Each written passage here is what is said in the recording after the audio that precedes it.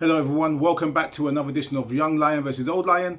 Unfortunately, Tyler's not here right now. He's busy sorting out a couple bits, but Tyler has promised he will be making a video soon for you MMA fans regarding the next UFC event.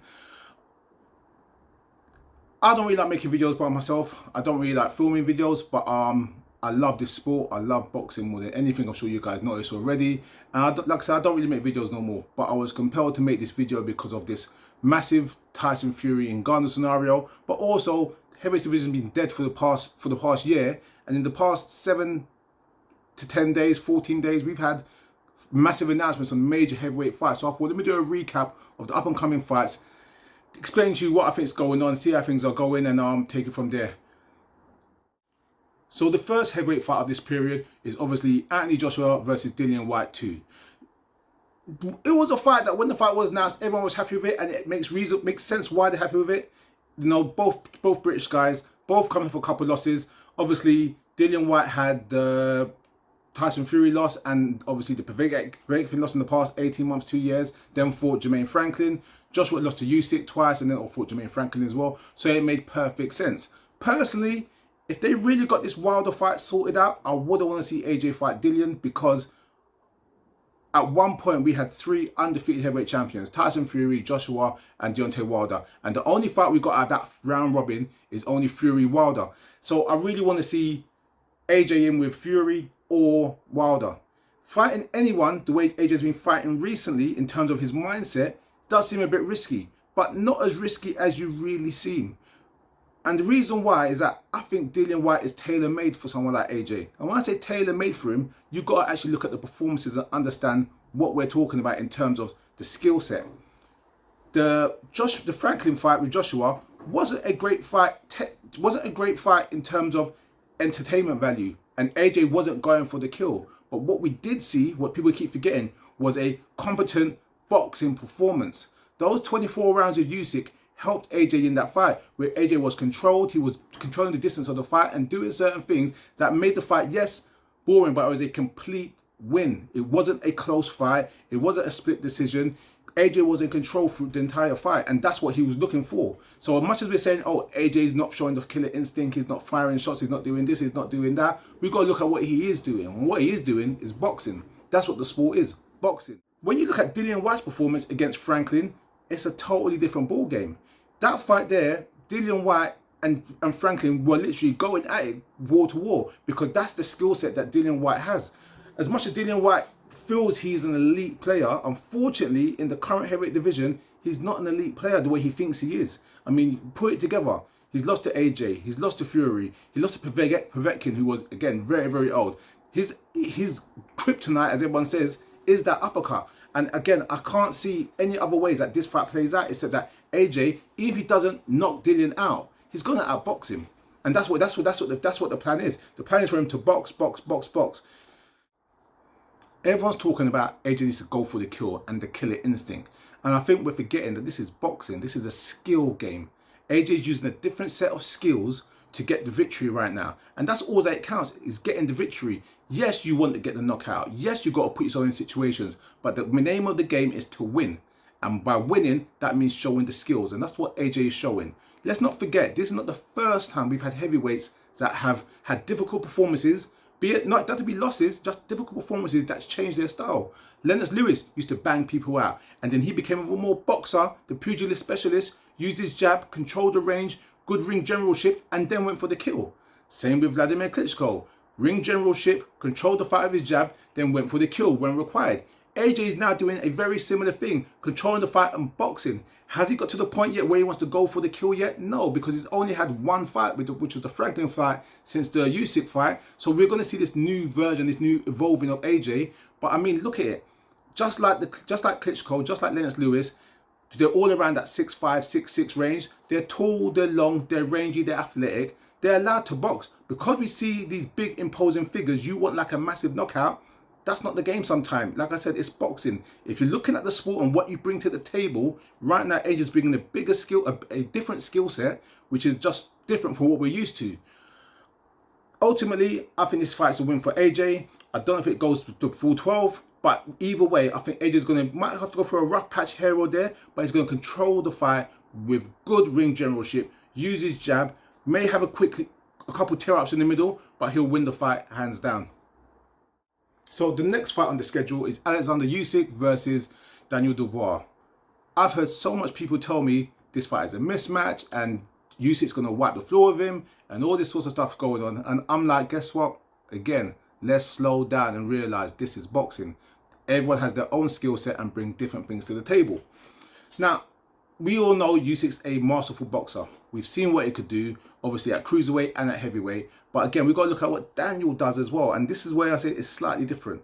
Now, the old adage in boxing is that to beat a boxer, you fight him. To beat a fighter, a fighter, you box him. And this is what Dillian, this is what Dubois has got to do. He can't try to do what AJ done and try to box Usyk. It's never gonna work. He has to fight him. And let's be honest, Daniel Dubois is a fighter. He's not really a boxer. He doesn't have silky skills. He's not gonna sit behind the jab. He's gonna come forward and try to put the pressure on and try to go for the KO. And that's the only thing he can do. That's one thing that he does better than Usyk. And that is trying to fight and make it a fight. He is the bigger, he is the stronger person. He's, again, make it rough, make it tough. That's what he has to do to win this fight. And I think that's the only thing he can do because he knows he can't outbox him.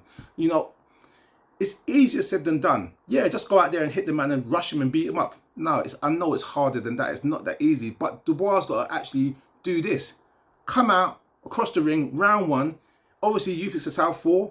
Get your foot out there, step on his foot, punch him, and then punch him again, and then punch him again, and push him back. You've got to make it rough. From round one, say, this is a fight. I'm going to put it on you. The ref's going to know their feet are going to get tangled all the time. No one's going to be surprised. He has to push the fight and make it really, really, really dirty. Don't give Usyk that space to use footwork. Don't give Usyk that chance to use that jab. Push him back, force him back, and make it rough. Get a point deduction. Push him over. Make it a rough fight. You make it a rough fight, and you put the smaller man, you may have a shot. I think Usyk's going to win. But I don't think it's going to be as easy as everyone is playing it out. You got to remember, Derek Chisora, who is not as skillful, as AJ, not as big as AJ, not as strong as AJ, he pushed Usyk. And that's because Derek made it a fight. Dubois is a younger version, or not a younger version, is a younger model, but in the same mindset of Chisora. Make it a fight. Now, yes, Usyk doesn't have Dubois doesn't have the experience of a Chisora. He doesn't have the grittiness of a Chisora. And you might say he's not as tough as Chisora. But the mindset is make it a fight. Forget boxing. Don't try go jab for jab. Don't try boxing and try out slick him, try outsmart him. You go out there and fight. Put the pressure on, push him, fight him, and fight him. And you test his gas tank. Yeah, make it, because you know it's harder to fight going backwards. It's harder to fight under pressure. Yeah, it's harder when someone's throwing big bombs at you consistently, blocking, weaving, doing everything you have to do to avoid those shots. If Dubois goes in there and makes it a fight, he may come up short, but he will know, Usyk will know he's been in a fight and he's been there and he was pushed. And I want to see Usyk pushed because I don't think we really saw Usyk pushed in the AJ fights. AJ was too content trying to box with a boxer. Yeah, so let's see what Daniel Dubois can really do. He's got a lot on this table here. It's a world title shot, a real world title shot, not the belt he picked up in that school gymnasium a few months ago. Let's put him out there. Let's see what he's got against Usyk. This is your one shot. He's a young man. Go out there and push this title shot with all you have. Besides that, though, in all honesty, as much as I'd like to see Dubois win, I don't think it's going to happen. But I think he can make it a real fight. And I will go for Usyk on points. Next fight on this huge heavyweight schedule is Zhang versus Joyce. I was surprised with the narrative of this fight of Joyce. You punch him and he just takes it. He just absorbs everything. You can't hurt him. You can't do this. You can't do that. And I was like, that's really, really bad. And then when I heard Joyce also relate those messages in interviews prior to the fight, like he can't be hurt, that was a recipe for disaster. And it's all good saying it now post-fight, but genuinely, before the fight, I was like, this is madness. This is not a good look. Now, don't get me wrong. I always thought Zhang was kind of a bit stuck in the mud, a bit slow, a bit pondering. But he did open my eyes when he fought Hrgovic. And I said, wait a minute. Yeah, maybe Zhang's a bit smarter, has a bit more skill, and has a bit more boxing IQs than giving credit for. So in the first fight, Zhang literally put it on Joyce and beat him up. I don't care how you kite and say, well, he beat him up. And oh, it was funny when after the fight, people were saying, oh, Joyce needs to put more weight on, and Joyce was, oh, he would look so small in the ring, and Zhang was so big, and blah blah blah. Joyce got Joyce. I mean, Joyce is normally the bigger guy in the ring. Look what he done to Parker. You didn't hear Parker complaining about, oh, he's bigger, he's stronger. When Joyce was winning fights by using his size and his skill and his toughness, it was great. Then Zhang done it to Joyce, and it's like, oh, Joyce needs to do this, needs to do that. The problem in that fight was not the size of Zhang, it was Joyce's ability. Joyce was banking on that toughness and his chin. And again, I was saying Zhang was stuck in the mud. If Zhang is considered slow, what is Joyce?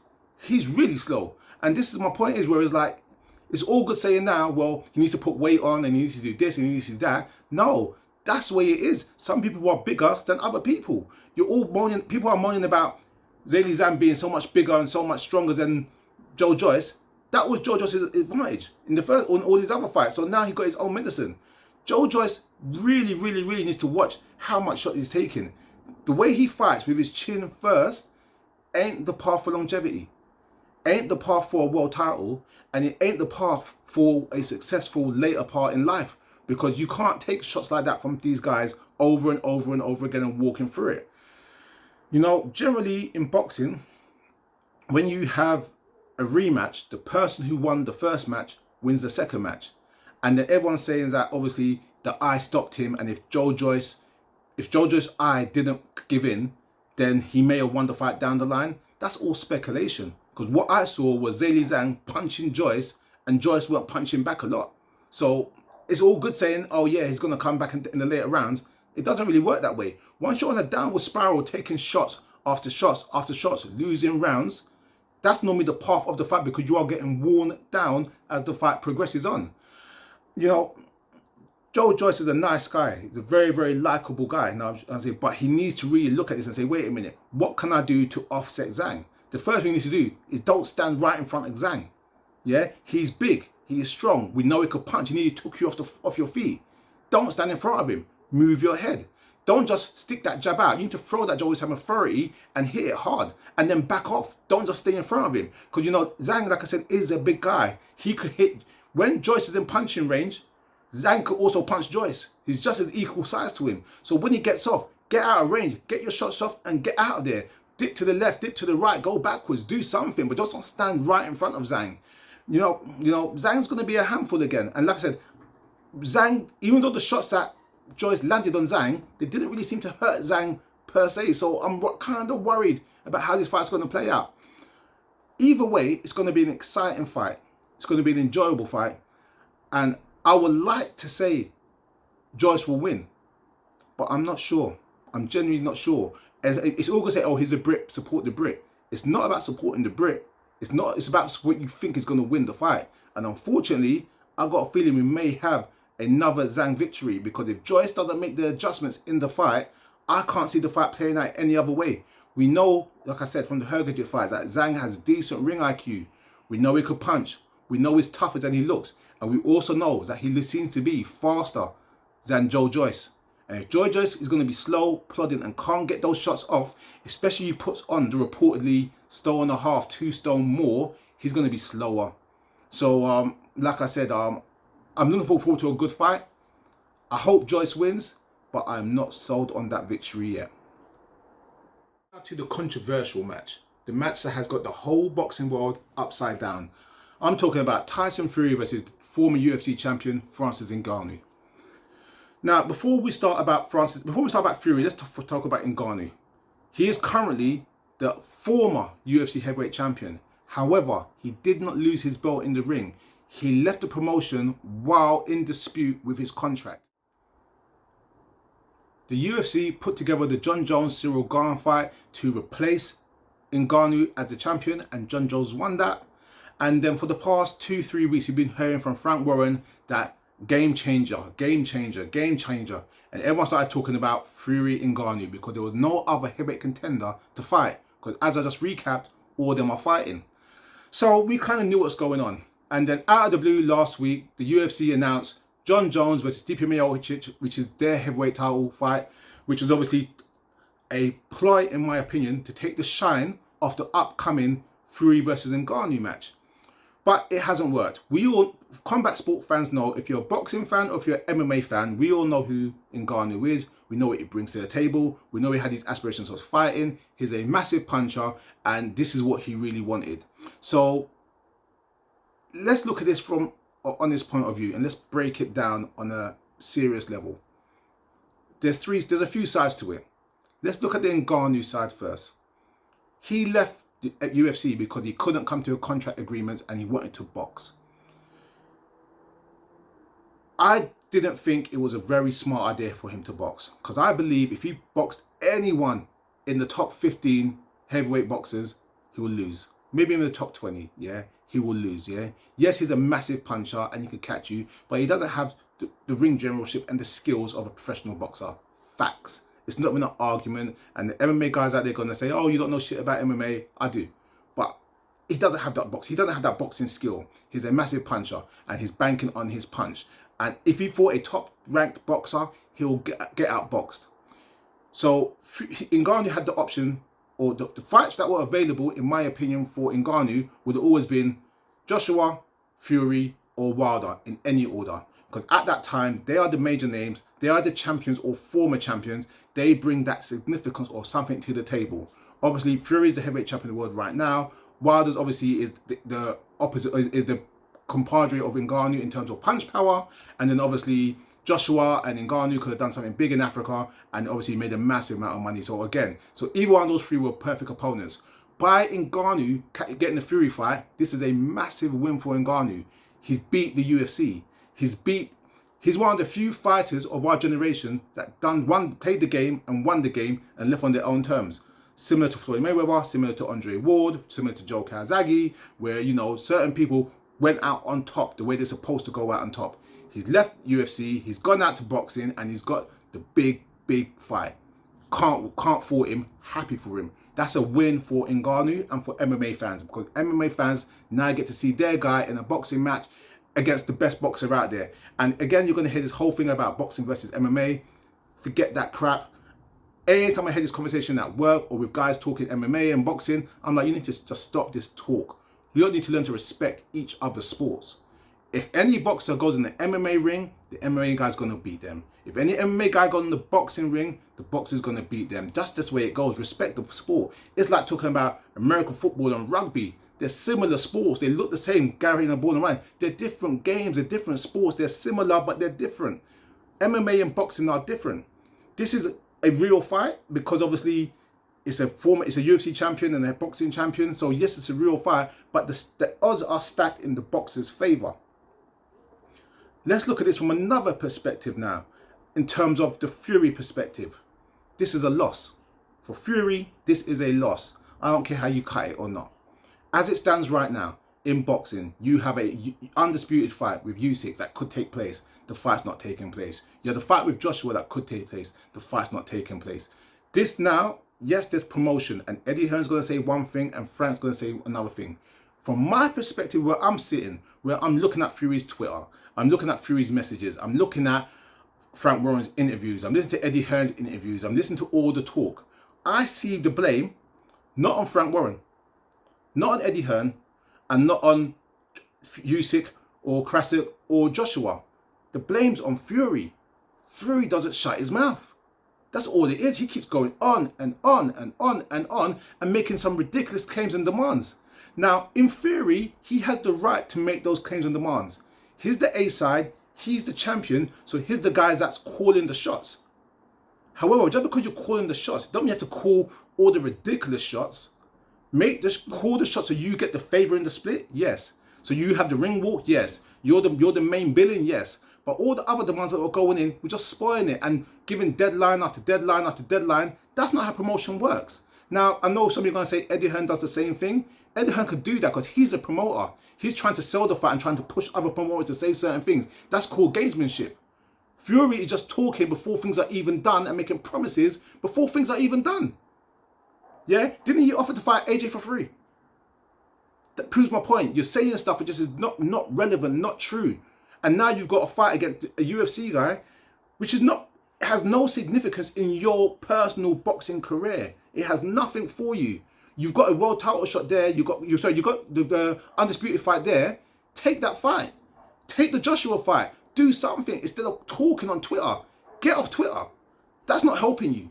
Get in the ring. Fight these guys. Like, for me personally, his fight last week with Chisora, waste of time. Dillian Whyte deserved his. At one point, Dillian Whyte deserved his fight. When he lost to Povetkin and got knocked out in the 4th round, I believe it was, then won the rematch, I didn't think he deserved his fight. You just lost one fight before. So for me personally, Fury ain't fought no one since he fought bloody Wilder. Fury was in his prime. He's wasting it. It's going down the drain. Sooner or later, no one's going to care no more. And you hear it right now. People are saying the backlash in sport about Fury in this fight. It's all on Fury. It is all on him. I'm not a big Mayweather fan, but I'm a strong believer in what Mayweather says. The fighter is the head of his camp. A fighter hires his promoter. A fighter hires his trainer. A fighter hires his manager. He gives a direction and they follow through. That's the way it's supposed to work. And that's the way Fury talks. But he's not giving those directions to his team because he's making so much ridiculous demands. It's unattainable. Frank Warren has to lie for Fury. That's his job. So I don't blame Frank. He has to lie. Yeah? He has to go on TalkSport now and say this is great fight and this is this and that. That's his job to do it. But Fury's the problem. No one else.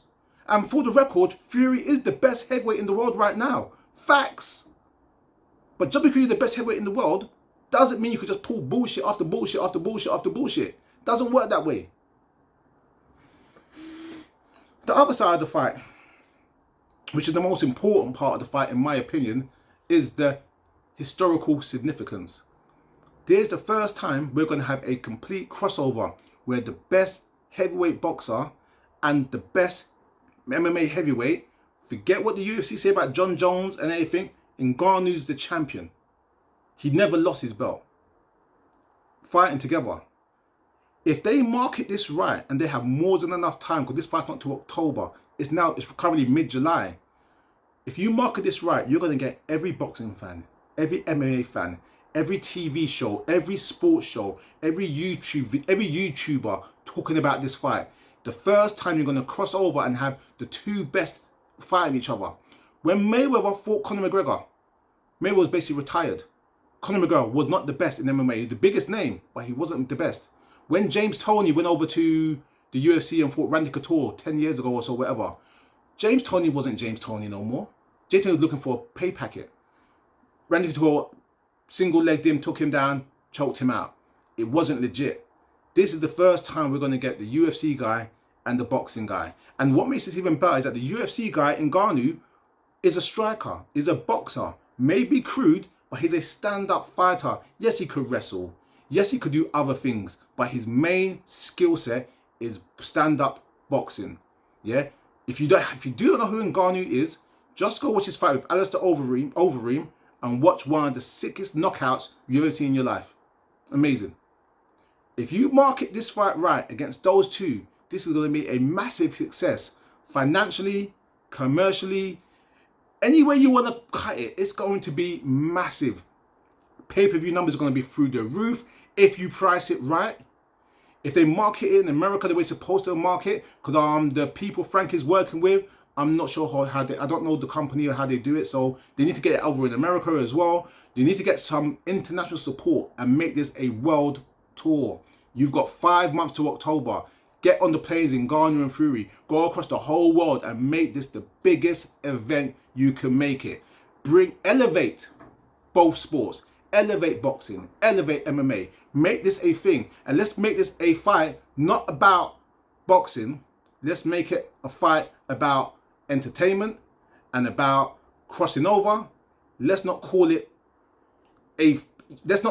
what people are trying to make it out to be, because it's not a legit boxing fight. It is an entertainment fight. It is a spectacle. It is a event.